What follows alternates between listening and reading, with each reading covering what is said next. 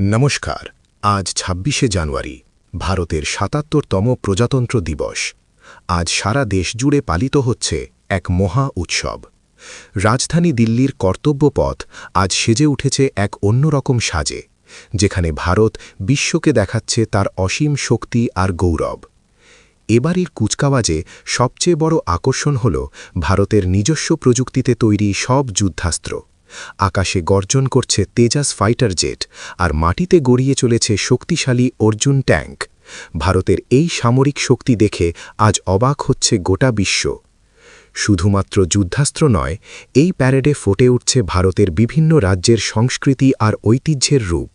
বিভিন্ন রাজ্যের সুসজ্জিত ট্যাবলো বা সুদৃশ্য প্রদর্শনীগুলো যেন ছোটখাটো এক ভারতকেই তুলে ধরছে আমাদের চোখের সামনে। নারী শক্তির জয়গানও ছিল দেখার মতো।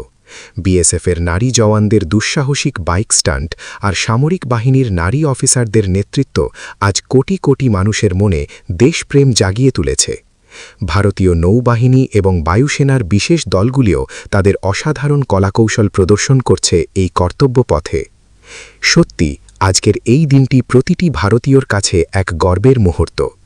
ভারত যে উন্নয়নের পথে দ্রুত এগিয়ে চলেছে, আজকের এই অনুষ্ঠান তারই প্রমাণ দিচ্ছে। ভিডিওটি ভালো লাগলে একটি লাইক দিন, আর দেশের এমন সব গর্বের খবর নিয়মিত পেতে আমাদের চ্যানেলটি এখনই সাবস্ক্রাইব করে রাখুন।